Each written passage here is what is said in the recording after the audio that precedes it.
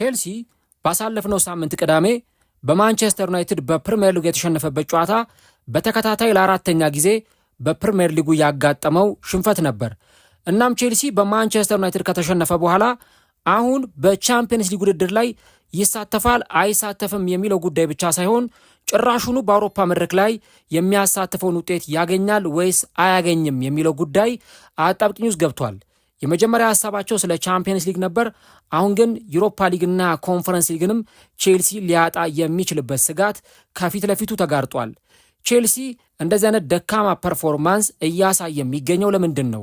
ከዚህ በኋላስ በሚኖሩ ጨዋታዎች ላይ ከቼልሲ በታች ያሉ ተፎካካሪዎችስ ምን አይነት ፐርፎርማንስ ሊያሳዩ ይችላሉ?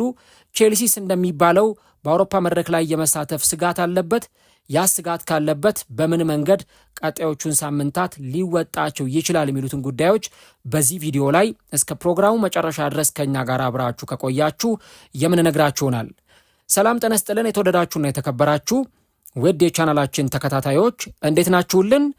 እግዚአብሔር ይመስገን እኔ በጣም ደህና ነኝ። የምትገኙት አራዳ ሜዳ ኦፊሻል ዩቲዩብ ገጻችን ላይ ነው። ለቻናሉ አዲስ ከሆናችሁ የዩቲዩብ ገጹን ሰብስክራይብ በማድረግና የደውል ምልክቷን በመጫን የቻናላችን ቤተሰቦች እንድትሆኑ የአክብሮት ግብዣችን ነው። እንዲሁም ደግሞ ዩቲዩብ ፕሮግራሙን ለበርካታ ተመልካቾች በብዙ ሺህ ለሚቆጠሩ የእግር ኳስ ቤተሰቦች እንዲያደርሰው የእናንተ በብዛት ላይክ ማድረግ እጅግ በጣም ይጠቅመናል። እናም የፕሮግራም ቢያንስ በትንሹ 600 ላይክ እንዲኖረው እንፈልጋለን። ስለዚህ ለእናንተ የ3 ሰከንድ ስራ ነው።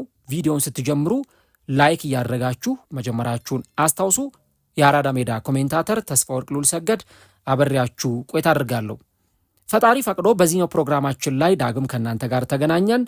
በዚህኛው ፕሮግራማችን ክፍል ደግሞ የቼልሲን ቀሪ ጨዋታዎችና በአውሮፓ መድረክ ላይ ለመሳተፍ የተጋረጠበትን ስጋት የምንመለከት ይሆናል ማለት ነው። እንግዲህ ቼልሲ ገና ዓመቱንም ሲጀምር አንድ የተፈራው ነገር ምንድን ነው? አምና 64 ጨዋታዎችን ያደረገ ቡድን በመሆኑ ምክንያት ቀጣዮቹን ወራት እንዴት ባለ መንገድ ሊወጣው ይችላል ነበር ትልቁ ጥያቄ። ነጥብ ሲጥል ምን ሲል መጀመሪያ የተወሰነች ለዋንጫ የተፎካከሩባት ጥቂት ቀናት ወይም ሳምንት ነበረ። ቼልሲ ከአርሰናል ሲጫወቱ ስታንፎርድ ብሪጅ በጥቂት ነጥቦች ልዩነት ነበር አንደኛና ሁለተኛ ደረጃ ላይ ሆነው ጨዋታቸውን ያከናወኑት። ግን ቼልሲ ኤንዞ ማሬስካንም ማሰናበተ። ከማሬስካ መሰናበት በፊት ቼልሲ እየወረደ ነበረ። ከማሬስካ ስንብት በኋላ ደግሞ የቼልሲ ጉዳይ አጣብቂኝ ውስጥ ገብቷል እና አሁን በተከታታይ ለ4 ጨዋታዎች ፕሪሚየር ሊግ ላይ ተሸንፈዋል እና ደግሞ ሲሸነፉ በጣም የሚገርመው መሸነፋቸው ብቻ ሳይሆን አንድም ጎል አለማስቆጠራቸው ደግሞ ለቼልሲ ደጋፊዎች ትልቅ ራስ ምታት ሆኗል። በኒውካስል 1-0፣ በኤቨርተን 3-0፣ በማንቸስተር ሲቲ እንደገና 3-0። አስቡት በእነዚህ ጨዋታዎች እንኳን በሲቲና በኤቨርተን የተቆጠረባቸውን ጎል እንኳን ስታዩ 6 ጎል ኤቨርተን ላይ 1 ጎል ተቆጥሮበታል። ባለፈው ደግሞ ማንቸስተር ዩናይትድ እንደዚሁ 1 ጎል ተቆጥሮበት ተሸንፏል። በአጠቃላይ 8 ጎል በ4 ጨዋታ ቼልሲ ተቆጥሮበት 4ቱንም ጨዋታዎች ተሸንፏል። በፕሪሚየር ሊጉ ማግኘት ከሚገባው 12 ነጥብ አንድም ነጥብ ማግኘት አልቻለም። አሁን ቼልሲ 6ኛ ደረጃ ላይ ተቀምጧል እና ነገሮቹ በጣም አስጊ ሆኗል። ምናልባት ቼልሲ ሊጠቀምበት ቢችል ጥሩ አድቫንቴጅ አግኝቶ ነበር። ምክንያቱም አርሰናል በቻምፒየንስ ሊግ ባስመዘገበው ውጤት ምክንያት የአውሮፓ ኮፊሸንት ወይም ደግሞ የተሳታፊዎች ቁጥር በቻምፒየንስ ሊግ ወደ 5 ከፍ ብሏል። ስለዚህ 5ኛ ደረጃን ይዞ የሚያጠናቀቀውን ቡድን በራሱ የቻምፒየንስ ሊግ ደረጃ ላይ መቀመጥ የሚያስችለውን ውጤት ማግኘት ይችላል። ይሄ ለቼልሲ በጣም ትልቅ አድቫንቴጅ ነበረ። ግን ቼልሲ ያን ነገር ሊጠቀምበት አልቻለም። እኔ በበኩሌ ቼልሲ ቶፕ 5 ገብቶ ያጠናቀቃል የሚል እምነት የለኝም። ይሄ የኔ ራሴ እይታዬ ነው። ለምን ከፊት ካሉት ቡድኖች በጣም ርቋል ቼልሲ። ከ3ኛ ደረጃ ላይ ከሚገኘው ከማንቸስተር ሲቲ ጋር ያለው የነጥብ ልዩነት 10 ደርሷል። ከዚህ በኋላ እንግዲህ በምን ተአምር ቼልሲ 3ኛ ሊጨርስ እንደሚችል አላውቅም። 3 ጨዋታ እና 1 ጨዋታ ነጥብ መጣል አለበት ማንቸስተር ዩናይትድ። ዝም ብሎ መደዳውን እንኳን 3 ጨዋታ ተሸንፎ ቼልሲ 3 ጨዋታ እንኳን ቢያሸንፍ በተአምር ቼልሲ 3ኛ ደረጃ ላይ አይቀመጥም። ከቪላም ጋር ያለው የነጥብ ልዩነት 4ኛ ደረጃ ላይ ከተቀመጠውም ከቪላ ጋር ያለው የነጥብ ልዩነት ተመሳሳይ 10 ነው። ቼልሲ 48፣ አስቶን ቪላ እና ማንቸስተር ዩናይትድ 58 የ10 ነጥብ ልዩነቱ በቀሪዎቹ 5 ጨዋታዎች የሚጠባ አይነት አይደለም። ሌላውን ተውትና 5ኛ ደረጃ ላይ ከተቀመጠው ሊቨርፑል እንኳን ያለው የነጥብ ልዩነት 7 ነው። 2 ጨዋታ ሊቨርፑል ተሸንፎ 1 ጨዋታ ደግሞ አቻ መውጣት አለበት ቼልሲ ሊቨርፑል ላይ ለመድረስ ያውም ተከታታይ ጌሞችን አሸንፎ እና ቼልሲ የአውሮፓ ቻምፒየንስ ሊግ የተሳትፎ ጉዳይ አጣብቂኝ ነው። ምናልባት ዩሮፓ ሊግ ውድድር ላይ ያው እንግሊዝ ቡድኖች ግማሽ ፍጻሜ ደርሰዋል። አስቶን ቪላ፣ ኖቲንጋም ቪላ ለምሳሌ ዩሮፓ ሊግን የሚያሸንፍ ከሆነ ቼልሲ 6ኛ ጨርሶ ቻምፒየንስ ሊግ ሊገባ ይችላል። ግን ያ ኮንዲሽናል ነው። 6ኛ ራሱ ላይጨርስ የሚችልበት እድል አለ። ምክንያቱም ቼልሲ ከላይኛዎቹ ጋራ ከሚቀራረብ ይልቅ ከታችኞቹ ጋር ነው በጣም የሚቀራረበው። ቼልሲ 48 ነጥብ አለው 6ኛ፣ ብሬንትፎርድ 48 ነጥብ አለው 7ኛ፣ ቦርንመዝ 48 ነጥብ አለው 8ኛ። ተመልከቱት 48 ነጥብ አላቸው ከ6ኛ እስከ 8ኛ ደረጃ ያሉ ቡድኖች። ብራይተን 47 ነጥብ አለው 9ኛ፣ ከቼልሲ በ1 ነጥብ ነው ዝቅ የሚለው። ኤቨርተን በ47 ነጥብ 10ኛ፣ ከቼልሲ የሚርቀው በ1 ነጥብ ነው። ሰንደርላንድ በ46 ነጥብ 11ኛ፣ ከቼልሲ የሚርቀው በ2 ነጥብ ነው። ፉልሃም በ45 ነጥብ 12ኛ፣ ከቼልሲ የሚርቀው በ3 ነጥብ ነው። አስቡት ቼልሲ እስከ 12ኛ ካሉ ቡድኖች ጋር የአንድ የሁለትና የ3 ነጥብ ልዩነት ነው ያለው። እና አሁን የቼልሲ ደጋፊዎች ስጋት ምንድን ነው? ቻምፒየንስ ሊጉም ቀርቶ ዩሮፓ ሊጉንም ልናጣው እንችላለን። በዚህ አይነት አኳኋን አሁን ቼልሲ ባለው ፐርፎርማንስ መሰረት 9ኛም 10ኛም ከዛም በታችም ሊጨርስ የሚችልበት እድል አለ። አሁን ለቼልሲ ደጋፊዎች ትልቁ አስጊ ጉዳይ የሆነው እሱ፣ ቀሪዎቹ ጨዋታዎች ደግሞ ቀላል የሚባሉ አለመሆናቸው እና ወደ ዩሮፓ ሊግ አሁን ባላቸው ውጤት 6ኛ ቢጨርሱና ቪላ ዩሮፓ ሊግን ባያሸንፍ ለምሳሌ ቼልሲ የሚገባው ዩሮፓ ሊግ ነው። ግን 6ኛንም ለማግኘት ሴኪዩር የሚያደርግበት ፐርፎርማንስ ላይ አይደለም የሚገኘው እና ምናልባት ደግሞ ጭራሽ እነ ኤቨርተን ምናምን ከዚህ ደረጃ ካስወጡት ኮንፈረንስ ሊግ ላይ ነው ቼልሲ ሊሳተፍ የሚችለው እና ለቼልሲ ደጋፊዎች በጣም ፔይንፉል ነው። ትልልቅ ተጫዋቾችን ይዘ እነ ኮል ፓልመርን፣ እነ ስቴቫውን፣ እነ ዦአው ፔድሮን፣ ሬሲ ጀምሰን፣ እነ ኩኩሬያን፣ ካይሴዶን፣ እነ ኤንዞ ፈርናንዴዝን ይዘ በ3 ዓመት ውስጥ ለ2ኛ ጊዜ ኮንፈረንስ ሊግ መግባት ማለት እኔ በጣም ለቼልሲ አመራሮችም ለቼልሲ ደጋፊዎችም የማይዋጥ ነው። ኮንፈረንስ ሊግ እዚህ ግባ የሚባል የፉክክር ውድድር እንዳልሆነ ቼልሲ ከ1 ዓመት በፊት አይቶታል። የዛሬ ዓመት ቼልሲ ኮንፈረንስ ሊግ ላይ ምንም ሳይቸገር እኔ ምናልባት መጨረሻ ላይ ከነበረው የፍጻሜ ጨዋታ ውጭ እኔ ቼልሲ ምንም ሳይቸገር ነው ፋይናል ራሱ የደረሰው። የትኛውም የእንግሊዝ ቡድን ቢገባ እነ ዩናይትድ ወይ እነ ቶተንሃምም እዛ ቢገቡ ዋንጫ ለማንሳት የሚቸገሩበት ውድድር አይደለም። የትኛውም የእንግሊዝ ቡድን ሊቨርፑልም አርሰናልም ኮንፈረንስ ሊግ ብትወስዷቸው ዋንጫ ለማንሳት አይቸገሩም። የቼልሲን ያለውን የክለቡን ኳሊቲ፣ የክለቡን ጥራት፣ ስኳዱን፣ የክለቡን ታሪክ የሚመጥን ውድድር አይደለም። እንደውም የቼልሲ ደጋፊዎች ምን ሲሉ ሰምቻለሁ? ኮንፈረንስ ሊግ ከምንገባ 8ኛ 9ኛ ጨርሰን ምንም ውድድር ላይ ባንሳተፍ ይሻላል፣ ተጫዋቾቹን ከማድከም ውጭ ምንም ትርጉም የለውም የሚሉ ሀሳባቸውን ሲያነሱ ነበር። እና አሁን በቼልሲ ቤት ሞመንተም መነሳሳት እየታየ አይደለም እና በባለፉት 4 የፕሪሚየር ሊግ ጨዋታዎች ቅድም እንደጠቀስኩላችሁ አንዳንዶቹ ላይ በጣም ተበልጠው፣ ለምሳሌ በኤቨርተን ሲሸነፉ በጣም ተበልጠው ነው የተሸነፉት። በሲቲም ሰከንድ ሃፍ ተበልጠው ነው የተሸነፉት።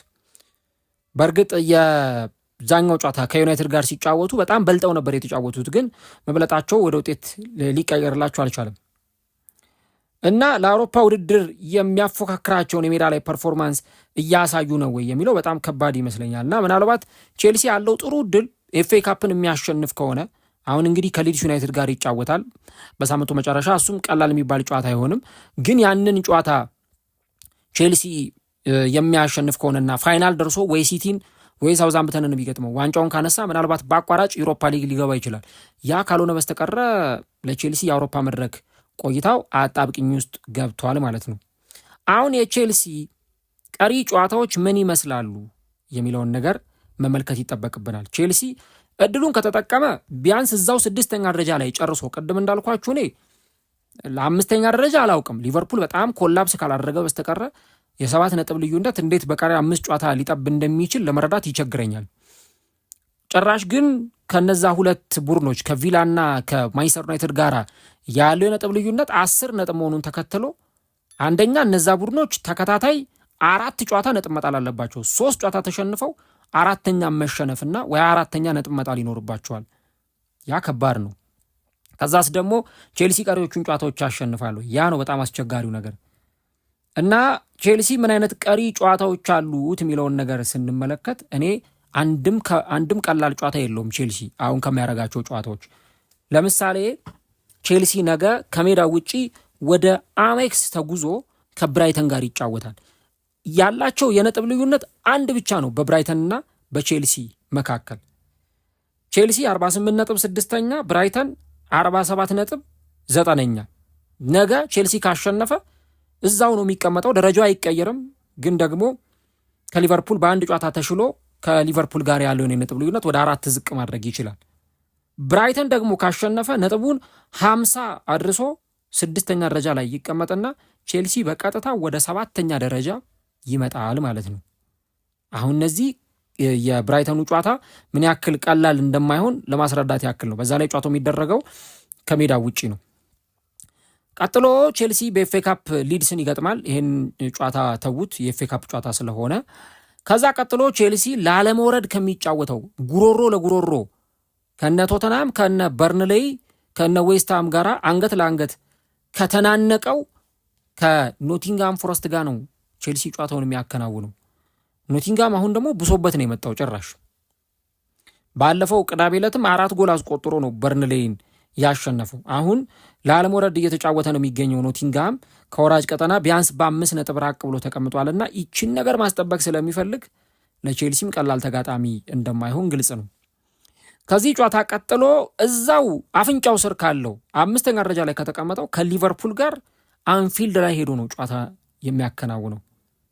ሊቨርፑልም ቶፕ 4 ገብቶ ቶፕ 5 ገብቶ መጨረስ ይፈልጋል። ይህም ጨዋታ ከባድ ትንቅንቅ ይደረግበታል። 37ኛው ሳምንት ላይ በሜዳቸው ላለመውረድ እየተጫወተ የሚገኘውና የውጤት አጣብቂኝ ውስጥ የሚገኘውን ቶተንሃምን ቼልሲ በሜዳው ያስተናግዳል።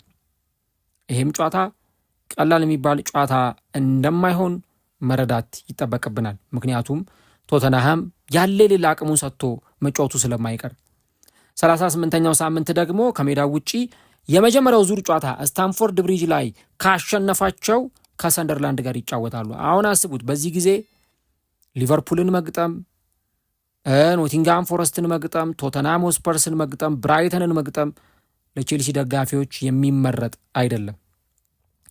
ምናልባት እንደው ቶተንሃም ሆስፐርስን ገጥሞ ቼልሲ ሊያሸንፍ ይችላል የሚል ሀሳብ ልንሰጥ እንችላለን። ክለቡ ካለው ደካማ አቋም አንጻር ኖቲንጋም ፎረስት ደግሞ ሊያሸንፍ ይችላል ብለን ልናነሳ እንችላለን። ያው የመጀመሪያ ጨዋታውን ቼልሲ 3-0 አሸንፎ ነበረ ወደ ኖቲንጋም ፎረስት ሜዳ አቅንቶ ማለት ነው። ነገር ግን ደግሞ ሌሎቹን ጨዋታዎች ስታዩቸው ቀላል የሚባሉ ጨዋታ አይሆንምና እንግዲህ የቼልሲ ተጫዋቾች አሁን ቀጣይ በሚኖረው ጊዜ ላይ ምን አይነት ፐርፎርማንስ ያሳያሉ ነው ትልቁ አጠያቂ ጉዳይ የሚሆነው። እንግዲህ ቼልሲ ያለፉት ጊዜያት ላይ የጣላቸው ነጥቦች ናቸው በጣም ዋጋ ያስከፈሉት። ከበርንሌይ ጋር ነጥብ መጣሉ፣ በሊድስ ዩናይትድ ነጥብ መጣሉ፣ ከሌሎች ቡድኖች ጋር እንደዚሁ ነጥብ መጣሉ። ይሄ ድንገተኛ እንቅፋት ቼልሲ በጉዞ መሃል ያጋጠመው ድንገተኛ እንቅፋት መሆኑን እንረዳለን። ቼልሲ ለምሳሌ በጥቅምት ወር ሊቨርፑልን ሲያሸንፍ 90 ደቂቃ ላይ ኤስቴቫ ዊሊያን ያችን የመጨረሻ ደቂቃ ጎል አስቆጥሮ ቼልሲ ሊቨርፑልን ሲያሸንፍ እናስታውሳለን። ኤንዞ ማሬስካ ሜዳው ጠርዝ ላይ እንደ ሕፃን ልጅ ነበረ እየሮጠ ደስታውን የገለጸው። ያ ለቼልሲ ደጋፊዎች በጣም የተለየ አጋጣሚ ነበረ። አሁን ግን ኡጎ ኤኪቲኬን ያጣውንና እሱ ራሱ ቶፕ 4 ወይም ቶፕ 5 ገብቶ ለማጠናቀቅ ከፍተኛ ፉክክር እያደረገ የሚገኘው ሊቨርፑልን በአንፊልድ ሲገጥሙ ያንን ውጤት ያስመዘግቡታል ወይ ሚል ጥያቄ ስናነሳ ቼልሲ ላይ ጥርጣሬ የሚመስሉ ነገሮች መቅረባቸው አይቀርም። የማይክል ካሪክን ቡድን ስትመለከቱት ባለፈው ተከላክሎ ተጫውቶ ነው ቼልሲን አሸንፎ የወጣው ማለት ነው። እና እኔ አሁን ትልቁ ስጋት የሚሆነው ምንድን ነው? ቼልሲ ከላይ ካሉት ቡድኖች ይልቅ ከታች ያሉት ቡድኖች ናቸው ለቼልሲ በጣም አስጊዎች ናቸው ብዬ የማስበው። በተለይ ከቼልሲ በ1 ነጥብ በ2 በ3 ነጥብ ራቅ ብሎ የተቀመጡት ቡድኖች። ለምን አሁን ከባድ ነው። አንድ ጨዋታ ካሸነፍክ ቢያንስ ቦታ ላይ ተረጋግተህ ትቀመጣለህ፣ እንደ ቼልሲ ወደፊት እንኳን ራቅ ብሎ ባይወጣ ማለት ነው። በአንጻሩ ደግሞ አንድ ጨዋታ ቼልሲ ከተሸነፈ ከታች ካሉት ተጋጣሚዎች እነ ብራይተን እነ ኤቨርተን ምናምን ያሉት ቡድኖች ወደ ላይ ቼልሲን ጥሎ የሚመጡበት እድል ይኖራል ማለት ነው። ለምሳሌ ቅድም እንዳልኩት ሰንደርላንድ እና ብራይተን ሁለቱም ስታንፎርድ ብሪጅ ላይ መጥተው ቼልሲን አሸንፈውታል። አሁን በሜዳቸው ሲጫወቱ ምን አይነት ፐርፎርማንስ ሊያሳዩ እንደሚችሉ አስቡት። ነገ ቼልሲ ወደ አሜሪካን ኤክስፕረስ ስታዲየም አቅንቶ ብራይተንን ይገጥማል። ከጥር 2022 ጀምሮ ቼልሲ ወደ አሜክስ ስታዲየም ሄዶ ካደረጋቸው 5 ጨዋታዎች ማሸነፍ የቻለው አንዱን ብቻ ነው። በአንድ አቻ ወጥቶ በ3ቱ ተሸንፏል። ያ ማለት ቼልሲ አሜክስ ላይ ጥሩ ሪከርድ እንደሌለው ወይም ወደ ብራይተን ሜዳ ሄዶ ያለው የማሸነፍ ሪከርድ በጣም ደካማ መሆኑን የሚያሳይ ነው። ከቼልሲ ፊት ለፊትስ ያሉ ቡድኖች እነ ሊቨርፑል እና አስቶን ቪላስ ሊወርዱ የሚችሉበት እድል አለ ወይ የሚል ጥያቄ ሊነሳ ይችላል። እነዚህ ቡድኖች ከባድ ጨዋታ የለባቸውም ወይም ከደረጃቸው ሊወርዱ አይችሉም ብለን ላናነሳ አንችልም። ምክንያቱም ሌሎቹንም ተጋጣሚዎች ብትመለከቱ ከባባድ ጨዋታዎችን ማድረጋቸው ማይቀር አይነት ነው። ለምሳሌ 3ቱ በአሁኑ ሰዓት ቻምፒየንስ ሊግን ሴኪዩር ሊያደርጉ ይችላሉ ብለን የምንጠብቃቸው ቡድኖች ቪላም፣ ማንቸስተር ዩናይትድም እንዲሁ ደግሞ ሊቨርፑልም ከባባድ ጨዋታዎች ይኖራቸዋል። ለምሳሌ ትላንት ቪላ በጣም በምጥ ተቸግሮ ሰንደርላንድ ላይ 4 ጎሎችን አስቆጥሮ ጨዋታውን አሸንፎ የወጣበትን ጨዋታ ተመልክተናል። ሰንደርላንድ ለቪላ ከባድ ተጋጣሚ መሆኑን ሁላችንም የሚጠፋን ነገር አይደለም። ግን ደግሞ ቶፕ 4 ለመግባት ስትጫወት እንዲህ አይነት ጨዋታዎችን ጥርስ የሚያስነክሱ ጨዋታዎች ሲኖሩ በዛም በዚህም አድርገው ተጋጣሚዎች ጨዋታውን አሸንፈው መውጣት ይጠበቅባቸዋል። ቼልሲ ያላደረገው ሌሎቹ ቡድኖች ደግሞ ያደረጉት ወይም እያደረጉት ያለው ነገር ይሄንን ነው። እናው ለምሳሌ አሁን አስቶን ቪላን ብትመለከቱ ከዚህ በኋላ የሚያደርጋቸው ጨዋታዎች ቀላል የሚባሉ አይሆኑለትም። ፉልሃምን ይገጥማል። ከዛ ቀጥሎ ላለመውረድ የሚጫወተውን ኖቲንግሃምን፣ ቀጥሎ እንደገና ላለመውረድ የሚጫወተውን ቶተናምን ይገጥማል። ያው ከኖቲንግሃም ጋር እንኳን 2 የዩሮፓ ሊግ ጨዋታዎች ናቸው፣ የፕሪሚየር ሊግ አይደሉም። ቀጥሎ ከበርንሌይ ጋር ይጫወታል። በርንሌይን ከገጠመ በኋላ ሊቨርፑልን፣ ቀጥሎ ማንቸስተር ሲቲን ነው የሚገጥመው እና አሁን ለምሳሌ ቪላ አይወርድም ወይም ከደረጃው ዝቅ አይልም፣ ጨዋታዎችን አይሸነፍም ብላችሁ እርግጠኛ ላትሆኑበት ትችላላችሁ። ራሱ ሊቨርፑል ራሱ ኤቨርተንን ሲያሸንፍ በጣም በከባድ ፈተና ውስጥ ሆኖ ነው ያንን ጨዋታ አሸንፎ የወጣው ማለት ነው። ያውም የሊቨርፑልን አቋም ደግሞ የምትተማመኑበት አይደለም። ይሄ በእነዚህ በቅርብ ጨዋታዎች ላይ ያሳየውን ፐርፎርማንስ ስትመለከቱት ቫንዳይክ እንግዲህ 90 ሲደመር 10 100ኛው ደቂቃ ላይ ነው ጎል አስቆጥሮ ሊቨርፑል ያንን ጨዋታ ኤቨርተንን አሸንፎ የወጣው ማለት ነው። እና ሊቨርፑል ከዚህ በኋላ ክሪስታል ፓላስን፣ ማንቸስተር ዩናይትድን፣ ራሱ ቼልሲን፣ ቪላን፣ ብሬንትፎርድን ይገጥማል። ይህም ቡድን አይወርድም ብለን እርግጠኛ ሆነን መናገር አንችልም። ዩናይትድን በተመሳሳይ ከባባድ ጨዋታዎች አሉበት። ግን ያለው የነጥብ ልዩነት ጋፑ ሰፊ መሆኑ ቅድም እንዳልኩት በቪላና በቼልሲ በማንቸስተር ዩናይትድና በቼልሲ መካከል የ10 ነጥብ ልዩነት መኖሩ ራሱ ኦልሞስት ነገሩን ያበቃለት እንዲመስል መልክ የሚሰጠው አይነት ሊሆን ይችላል እና እነዚህን ነው እንግዲህ በደንብ መመልከት የሚያስፈልገው። በእርግጥ ከቼልሲ በታች ያሉት ቡድኖች ለምሳሌ ብራይተን በባለፉት ጨዋታዎቹ 3 ጊዜ አሸንፏል። ኤቨርተንም 3 ጊዜ አሸንፏል። ሰንደርላንድ 2 ጊዜ አሸንፏል። ቼልሲ ግን ከባለፉት ጨዋታዎች አንጻር ስትመለከቱት እያሸነፈ አይደለም እና የቼልሲን እነዚህን ጨዋታዎች በደንብ ከግንዛቤ ውስጥ መክተት ያስፈልጋል። ከምንም በላይ ቡድኑ በስነ ልቦና ረገድ ተነሳሽ መሆን አለበት። በቃ ማድረግ እንችላለን፣ እናሳኳለን፣ ውጤት እናመጣለን የሚል አይነት ተነሳሽነት ሊኖር ይችላል እንጂ እንደምናየው አሁንም የሜዳ ላይ ፐርፎርማንሳቸው በጣም ጥያቄ ምልክት ውስጥ የገባ ጉዳይ ሆኗል እና ቀጣይ በሚያደርጋቸው ጨዋታዎች ላይ ቼልሲን አስጊ ሁኔታ ውስጥ የሚከተው እንዲህ አይነት ነገር መሆኑን በደንብ ልናነሳው የምንችለው ጉዳይ ይመስለኛል። መጨረሻ ላይ የኤፍኤ ካፕ ውስጥ ሁኔታ እንዴት ባለ መንገድ ይታያል ወይስ ደግሞ ቼልሲ ይሄን ነገር እንዴት ሊጠቀምበት ይችላል የሚለውን ነገር ስንመለከት እንግዲህ ኤፍኤ ካፑን የሚያደርገው ከሊድስ ዩናይትድ ጋር ነው።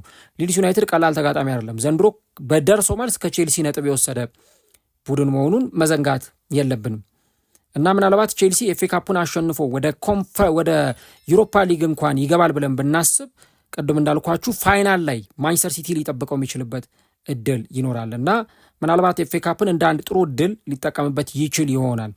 ነገር ግን ኮንፈረንስ ሊግ ደግሞ ላለመግባት እንዲህ አይነት እድሎችን መጠቀም ይኖርበታል የሚል ሀሳብ ለማንሳት ያህል ነው። እስቲ እናንተስ ምን ትላላችሁ? የቼልሲ ሰሞነኛ ፐርፎርማንስ ቼልሲ ከላይ ያሉትን ቡድኖች አውርዶ እነ ሊቨርፑልን እነ ቪላን አውርዶ የነጥብ ልዩነቶቹን አጥብቦ ቶፕ 5 ይጨርሳል ወይስ ደግሞ ከታች ያሉት ቡድኖች ቼልሲን አውርደውት ዘንድሮ እንደገና ሌላ መጥፎ ሲዝንን ያሳልፋል የሚለውን ከምክንያት ጋር ሀሳቦቻችሁን ልታስቀምጡልን እንችላላችሁ። ቪዲዮን ላይክ ያላረጋችሁ አድማጮች ላይክ ማድረጋችሁን አትርሱ። ከብራይተኑ ጨዋታ በፊት ሌላ ትንታኔ አዘጋጅላችኋለሁ። ፈጣሪ ቢፈቅድ እስከዛው መልካም ጊዜ ሆንላችሁ።